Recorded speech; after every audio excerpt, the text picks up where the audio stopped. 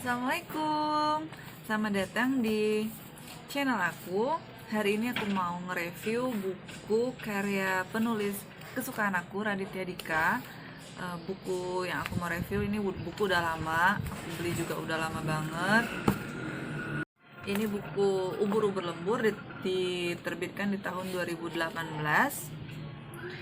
Nah, aku suka banget sama karya-karyanya Raditya Dika karena komedinya itu bener-bener yang natural, yang nggak dipaksain. Terus memang isi ceritanya itu tentang kehidupan dia sehari-hari. Nah, di buku kali ini ada beberapa bab yang aku mau ceritain sama teman-teman semuanya. Dan semoga ini nggak melanggar hak cipta ya. Yang pertama itu di bagian prakata. Di bagian prakata di sini Radit tuh nulis kegalauan dia karena dia itu udah susah mau nulis kayak gitu. Jadi menulis itu udah kayak kemewahan bagi dia sendiri karena dia udah waktunya udah habis buat YouTube, syuting TV, serial TV, terus buat film. Jadi emang menulis itu dia udah jarang banget. Sampai akhirnya dia ketemu sama seorang komedian asal Australia kalau nggak salah yang bilang ke dia kalau komedi itu bukan sekedar lucu tapi tentang hal yang harus disampaikan. Nah dari situlah akhirnya Radit itu mulai menulis lagi buku Ubur-ubur lembur ini. Nah di bab pertama itu ada judulnya Dua Orang yang Berubah. Jadi soal ada cowok sama cewek, Adri sama Sally, temennya Radit yang udah pacaran lama terus tiba-tiba ribut, mau putus kayak gitu. Nah karena mereka ini kan sering upload insta story kayak gitu kan, jadi orang itu pasti tahu oh mereka lagi ribut, oh mereka lagi romantisnya. Nah si Radit ini dengan keisengan tingkat tinggi akhirnya ngechat lah si Adri itu bilang ada apa sama si Sally kayak gitu kan. Nah terus si Adri ini datang ke rumah dia minta bantuan dia karena si Sally ini ngefans sama si Radit, buat minta bantuin kalau misalnya bilang Adri itu masih sayang banget sama Sally. Nah si Radit itu akhirnya tengah malam datang ke rumahnya si Sally buat bilang kalau Adri itu nyesal masih sayang sama dia. Nah ternyata setelah didengerin tuh ceritanya yang Adri ngerasa si Sally berubah, si Sally ngerasa si Adri berubah, ternyata menurut si Radit itu justru orang kedua ini memang benar-benar udah berubah. Adri mungkin tumbuh jadi orang yang insecure karena dia merasa hanya karyawan biasa yang pacaran sama cewek yang punya profesi sebagai model yang udah terkenal. Nah jadi egonya si Adri ini terluka, jadi dia tuh kayak ngerasa kecil melihat ceweknya lebih sukses dari dia. Sedangkan si Sally merasa ketakutan Adri membuat hubungan mereka berdua jadi nggak nyaman. Nah jadi si Radit ini ngomong sih ke si Radit ngomong sama si Adri waktu udah keluar dari rumahnya si Sally kalau si Adri itu sebenarnya udah nggak cocok sama si Sally, tempat dia tuh udah beda sama si Sally. Hubungannya itu jadi nggak sehat, jadi kayak ada tarik ulur untuk menentukan siapa yang berkuasa dalam hubungan yang lagi mereka jalani. Terus ada masanya dua orang berpacaran perlahan tumbuh dengan cara yang berbeda, lalu mereka jadi nggak cocok lagi. Bukannya dipaksain, kayaknya memang harus cari jalan sendiri, itu katanya Radit ke si Adri. Nah tapi beberapa minggu kemudian si Radit ketemu sama si Adri sama si Sally, ternyata mereka udah balikan, udah mesra-mesra lagi di Insta story. Akhirnya si Radit itu di akhir bab nulis cowok dan cewek memang memiliki cara yang berbeda, nggak hanya ketika menghadapi kawan yang tengah patah hati, tetapi juga ketika mereka sendiri berurusan dengan cinta. Sedang jatuh cinta ataupun patah hati, meskipun cara mereka berbeda, keduanya ternyata punya kesamaan, sama-sama bisa buta. Oke, kita masuk ke bab kedua, itu pada sebuah kebun binatang judulnya. Jadi dia ini bercerita tentang Naya yang baru aja putus lagi sama Guntur, pacarnya yang udah 4 tahun pacaran. Jadi si Naya ini ngubungin si Radit minta ditemenin buat ngobrol di kebun binatang Ragunan. Nah, jadi ini ceritanya bersetting di kebun raya Ragunan.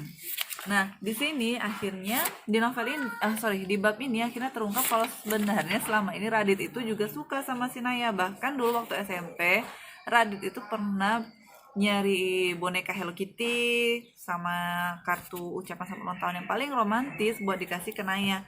Tapi karena dia ngelihat si Naya itu lagi sama cowok lain yang ngasih boneka yang lebih besar sama dia, akhirnya dia batal ngasih hadiah itu. Hadiah itu akhirnya dia pajang di kamarnya. Nah, baru sekarang tuh dia bilang sama si Naya, tapi dia bilang dia bohong sama si Naya kalau sekarang dia udah nggak ada rasa lagi, dia cuma mau sahabatan, padahal dalam hatinya sih si Radit masih suka sama si Naya. Nah, lagi asik-asik ngobrol tuh, si Guntur mantannya si Naya itu datang, ketemu tuh sama mereka. Ketika Radit mau pamit karena si Guntur bilang mau bicara sama Naya, si Naya bilang Radit di sini aja, Radit kan tahu semuanya. Dan ternyata di situ Guntur itu ngelamar si Naya. Guntur selama ini merasa eh, hubungannya harus diserius, tapi dia takut nggak bisa membahagiakan si Naya, jadi makanya kabur mutusin si Naya. Nah di sini, tapi setelah seminggu putus, si Guntur sadar kalau memang Naya itu yang terbaik buat dia. Jadi dia udah datang lagi buat melamar si Naya. Dan gue membayangin Radit di posisi saat itu, dia baru udah bilang kalau dulu waktu SMP dia suka sama si Naya, tiba-tiba si Naya itu dilamar di depan dia. Akhirnya dia dia nulis tuh di endingnya, dia kan sambil keluar dari kebun binatang tuh dia beli es krim strawberry tuh. Dia terus kayak gini, gue masuk ke mobil dan menyalakan mesinnya. Es krim di tangan gue mulai mencair. Gue menjilat kembali lelehannya yang jatuh ke jari. Untuk sesuatu yang begitu manis, kenapa rasanya begitu hambar? Kadang sih Radit nggak hanya komedi sih, kata-katanya memang benar-benar romantis juga kalau menurut gue. Sorry ngomong aku. Terus kita masuk ke bab 3, mata ketemu mata. Nah, dia setting di mata ketemu mata ini di restoran Padang waktu Radit lagi makan. Nah, Radit lagi makan, ketemulah sama pacar barunya mantan si Radit. Radit ini baru putus sebulan dari mantannya. Mantannya itu pacaran sekitar 3 bulanan sama Radit, putus langsung punya pacar baru. Nah, karena mau menghindari si pacar barunya mantan, akhirnya Radit itu berbagai macam cara, salah satunya sembunyi di WC. Nah, si Radit itu kan berbagai macam cara buat menghindari pacar baru mantannya itu yang namanya Ben, sampai akhirnya dia tuh ngumpet di WC. Nah, berbagai macam cara sampai dia bilang flashnya rusak, WC-nya rusak, tapi si Ben itu nggak pergi-pergi. Tapi karena udah kelamaan di WC, si Radit juga udah pasrah. Akhirnya dia buka itu pintu WC dan akhirnya dia bertatap-tatapan sama si Ben. Dan dia pergi, dan Ben ngidupin air, ternyata lancar, nggak kayak yang dia bilang rusak. Malunya ya, malu banget. Terus di bab selanjutnya itu balada minta foto. Nah di sini Radit itu kepedean, nyangkain ada 2 orang yang mau minta foto sama dia. Ternyata dua siswa itu bukannya mau minta foto sama dia, tapi di meja sampingnya. Kan Radit tuh lagi di kafe tuh. Nah di meja sampingnya si Radit itu ada gurunya dua siswi itu mau nanyain tugas belajar mereka. Jadi mereka mau lihat itu guru sibuk nggak ya, marah nggak ya kalau deketin kayak gitu. Nah si Radit dengan kepedean nanya ke 2 siswi itu mau foto kan, nggak apa-apa kayak gitu, padahal 2 orang itu bukan ngeliatin Radit tapi mau ngeliatin gurunya. Selanjutnya Raja di sekolah. Jadi ini ceritanya tentang teman SD-nya si Radit, namanya Raja, yang punya reputasi tentang suka bully orang. Nah, si Raja tukang bully ini pernah nendang perutnya si Dion, sahabatnya si Radit ini waktu SD. Nah, gara-gara itu si Radit kan takut tuh sama si Raja. Akhirnya dia tuh menghindar setiap ketemu Raja, sampai akhirnya si Radit itu nggak bisa menghindar lagi karena ketemu di tempat batagor. Tapi beruntungnya ternyata Raja itu juga hobi main game sama kayak si Radit. Jadi akhirnya mereka deket gara-gara hobinya sama kan, sama-sama hobi main game. Nah, si Dion tahu Radit deket sama si Raja, akhirnya dia sewot sama si Radit. Akhirnya ribut sih mereka berdua ya, ribut-ribut anak SD, diceritain di buku ini.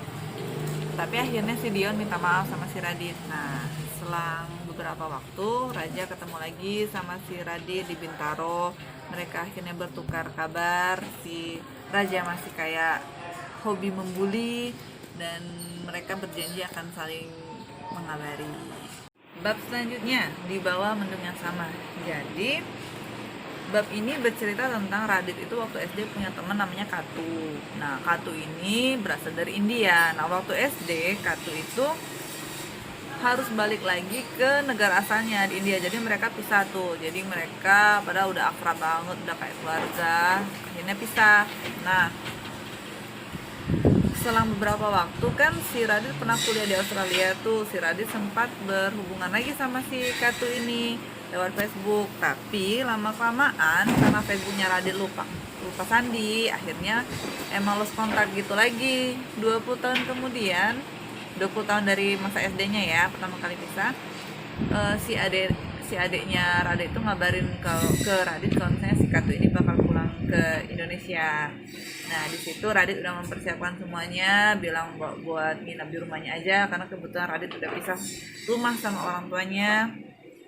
Nah, di situ Radit ngajarin si Katu itu main Tinder buat ketemu cewek, pacaran kayak gitu. Sebelumnya si Katu itu sempat nikah sama cewek yang dia kenal di Facebook terus pisah. Nah, kali ini pun si Katu itu diajarin main Tinder, akhirnya ketemu sama dua cewek. Sama dua cewek itu dia akhirnya nonton bioskop bareng sama dua cewek itu. Tapi tetap aja menurut Katu dia nggak bakal pacaran sama orang yang dia ketemuin di aplikasi karena menurut dia itu palsu kayak gitu. Oke, bab selanjutnya ya. Bab selanjutnya itu ada rumah yang terlewatkan. Jadi di sini diceritakan kalau dulu Raditya Dika itu pernah tinggal di Jepang karena ngikut nyokapnya buat melanjutin S2 di kota Miko, prefektur Ibaraki. Nah, selama tinggal di Jepang, mereka itu akrab sama keluarga yang sama Raditya Dika ini dipanggil Oma sama Opa. Karena saking akrabnya, waktu si Radit udah balik ke Indonesia lagi, si Oma sama Opa ini tetap beberapa tahun sekali datang buat mengunjungi mereka. Tapi setelah opanya meninggal, mereka nggak pernah lagi ngunjungin keluarga si Radit. Nah, karena udah rindu banget si nyokapnya Radit, tahun 2015 mereka pergi tuh sekeluarga ke kota Mito, ke rumahnya si Oma karena udah lama. Ini cerita mamanya ya, cerita mama nyokapnya ke Radit kalau mereka 3 jam keliling buat nyariin rumah si Oma. Udah beda katanya, udah hampir lupa lokasinya. Nah, si Radit tuh nggak ikut karena lagi sakit. Nah, di tahun 2017 si Radit itu dapat bisa pergi ke Jepang itu 3 hari karena film Hangout masuk ke Okinawa International Movie Festival di Jepang. Nah, tapi karena di Jepang dia udah keliling-keliling sama 3 hari, tetap aja ada satu rumah yang nggak bisa dia kunjungi. Satu rumah yang terlewatkan itu rumahnya Oma. Bab selanjutnya itu tempat syuting horor. Jadi si Raditya Dika itu susah percaya sama yang namanya cerita hantu. Bahkan ketika Panji cerita tentang Wisma Indonesia di San Francisco yang berhantu, dia tuh nggak percaya karena nggak ngalami langsung. Sampai akhirnya waktu syuting film Hangout awal tahun 2017, Radit dan para kru itu ngalamin sendiri karena tempat syutingnya itu di gue lupa. di Gunung Halimun itu memang terpencil tapi memiliki banyak cerita mistis. Ada yang bilang di situ ada bentengnya Prabu Siliwangi dan lain-lainnya kayak gitu. Jadi mulai dari para kru yang diganggu, terus yang kamera tiba-tiba mati sendiri, sampai si Radit tuh ngerasain sendiri kalau kakinya itu ada yang merayapi dingin kayak gitu. Akhirnya dia tahu kok, dia percaya kalau misalnya cerita mistis itu ada. Oke, bab selanjutnya itu percakapan dengan seorang artis. Jadi di sini Radit itu ngobrol sama satu adegan sama Prilly, terus satu lagi sama Yonglek. Di satu adegan sama Prilly, mereka itu cerita kalau misalnya Prilly itu takut saat ini takut dekat sama orang karena takut orang itu memanfaatkan ketenarannya. Sedangkan sama Yonglek, kayaknya si Radit kapok karena website kamijantan.com-nya pernah dihack sama hatersnya Yonglek gitu.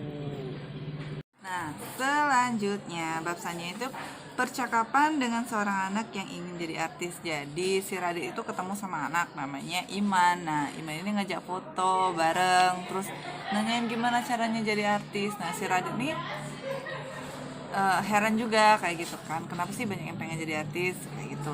Ada banyak yang berpikir kalau misalnya jadi artis itu instan langsung booming, padahal ada proses yang harus mereka jalani. Nah, terus jadi artis atau orang terkenal juga harus tahan banting, karena kayak Awkarin itu kan banyak hatersnya, jadi harus tahan dikasih komentar negatif sama orang. Sejujurnya juga, ini ditulis sama Radit ya, sejujurnya.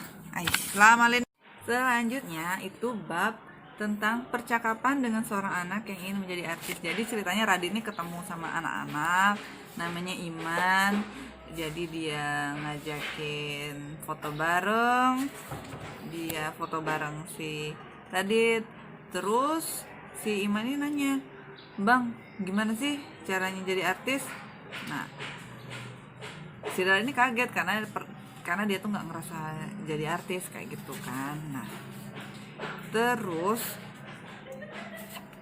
juga menurut Radit yang namanya popularitas itu nggak datang tiba-tiba, tapi harus ada prosesnya yang bakal dijalani pakai tahap-tahap kayak gitu. Nah, jadi populer juga berarti banyak haters, harus tahan dikasih komentar negatif sama orang. Nah, selain itu di sini Radit juga nulis, sejujurnya popularitas yang gue dapatkan tuh sedikit demi sedikit sehingga gue nggak sempat merasa diri gue artis. Oke. Nah, sebenarnya masih ada 3 bab lagi, yaitu korban tak sampai, penyesalan itu nikmat, dan terakhir ubur-ubur lembur.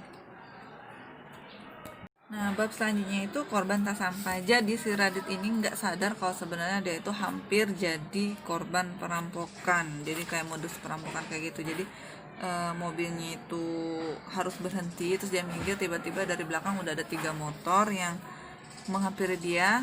Nah, waktu itu dia keluar mobil, terus si yang orang yang pakai motor itu buka helm, terus bilang, "Mas Radit, tadi kayak foto ya," kayak gitu kan. Nah, terus dia foto, terus si orang ini bantu benerin plat motornya si Radit kan. Terus Radit bilang makasih, terus yang nolongin itu tadi bilang ngasih sinyal buat ke motor-motor lain di belakang buat pergi kayak gitu kan. Nah, pas nyampe rumah dia ceritain tuh sama nyokapnya. Nah, baru dia sadar di situ, nyokapnya bilang, "Dit, itu salah satu kayak modus perampokan kayak gitu," dia bilang kan. Dan di situ baru sadar kalau dia hampir jadi korban perampokan. Bab selanjutnya itu penyesalan itu nikmat. Nah, di sini gua ambil yang bagian terakhir aja ya. Nah, di situ Radit itu bilang kayak gini, dia tuh keinget kisah dia sendiri. Dulu dia sempat kerja kantoran, di tengah-tengah kerja kantoran dia memutuskan keluar dari kantor untuk menjadi penulis profesional. Sampai temannya tuh bilang kalau dia tuh bakal nyesal karena keluar dari kerja itu susah buat cari lagi. Waktu itu Radit masih bandel, akhirnya dia tetap keluar dari kantor, fokus dengan apa yang suka, dan sekarang dia itu nyaman dengan apa yang dia cintai. dia mencintai hidup dia kayak gitu. Jadi penyesalan itu nikmat. Bagus sih kata-katanya, keren ya. Iya enak, tapi nggak sama yang enak juga sih. Pasti ada alasan kenapa penulis merupakan profesi yang paling banyak kemungkinan bunuh diri di dunia. Mari kita pindah lokasi dulu, berhubung di tempat tadi suaranya bising banget, banyak yang ngobrol. Kita lanjut ya. Pasti ada alasan juga muncul stigma yang menganggap penulis sebagai makhluk malam hari, nggak punya teman, berkacamata, dan mengasingkan diri hidup di sebuah gua gelap, menulis setiap hari. Kalau kamu ingin jadi penulis, satu hal yang perlu kamu tahu, kamu hidup seperti sedang mengerjakan PR setiap hari. Berhubung nggak ada jam kerja yang jelas, maka yang kita lakukan setiap hari adalah menulis untuk proyek baru dan proyek baru lagi, seolah mengerjakan PR sepanjang hari. Menjadi penulis juga berarti kamu harus berkompromi dengan kehidupan sosialmu. Seringkali gue nggak bisa liburan karena ada deadline yang memaksa untuk diselesaikan. Seringkali pula gue melewatkan malam minggu karena Senin ada naskah yang harus di-store kepada produsen. Menjadi penulis kamu akan mengalami hal ini. Jika kamu adalah orang yang suka bergaul, suka berkumpul, dan suka pacaran, bersiaplah untuk hari-hari bersenang-senangmu yang akan semakin sedikit. Menjadi penulis berarti kamu punya kebebasan penuh terhadap hidupmu. Kamu akan merasakan nikmatnya berkarya, menulis sebuah naskah, dan melihat naskah itu di toko buku. Kamu akan tersenyum setiap kali ada pembaca yang mengirimkan tweet bahwa dia menyukai buku kamu, atau malah kamu menginspirasi dia untuk melakukan sesuatu dalam hidupnya yang dia selalu takut untuk lakukan. Buku ini dibuat dalam waktu 2 tahun, ditulis sedikit demi sedikit tiap kali ada waktu di sela syuting. Ubur-ubur lembur adalah tentang bermain dengan sudut pandang, bercerita tentang hal remeh, dan menemukan sesuatu di dalam keremehan itu untuk kita tertawakan dan dipikirkan bersama. Maka melalui ubur-ubur lembur, gua mempertajam sudut pandang, bercerita tentang bagaimana seorang yang enggak berubah bahkan setelah lama enggak bertemu lewat bab di bawah mendung yang sama dan raja di sekolah, atau bagaimana orang yang bisa berubah di dua orang yang berubah, tentang patah hati kecil gue di bab pada sebuah kebun binatang, pengalaman punya teman dari dunia yang serba gemerlap di bab percakapan dengan seorang artis, atau manfaat lain jadi orang yang dikenal di bab korban tak sampai. Gua masih jadi orang yang sama, yang canggung, yang penuh dengan hal gak jelas dalam hidup ini, pada bab mata ketemu mata dan balada minta foto. Masih sering terjebak nostalgia seperti yang gue ceritakan pada bab rumah yang terlewat, atau pada bab tempat syuting horor gue jadi orang yang sekarang percaya sama hantu. Sejauh ini dengan film yang gue bikin, dalam hati kecil gue tetaplah seorang penulis. Gue tetap anak kelas 4 SD itu yang menulis buku harian di sekolahnya, berharap suatu saat orang akan membacanya, terhibur, dan mungkin mengambil sesuatu dari sana. Kepada kalian yang membaca buku ini, gue berharap kalian merasakan hal yang sama. Itu tadi buku Raditya Dika, Ubur-ubur lembur, yang diterbitkan di tahun 2018. Semoga kalian suka dengan ringkasan buku yang aku bacain hari ini. Kalau kalian mau dibacakan ringkasan buku atau novel, kalian boleh komen, nanti aku ringkasin. Jangan lupa di like, komen, dan subscribe. Di share ya. Makasih.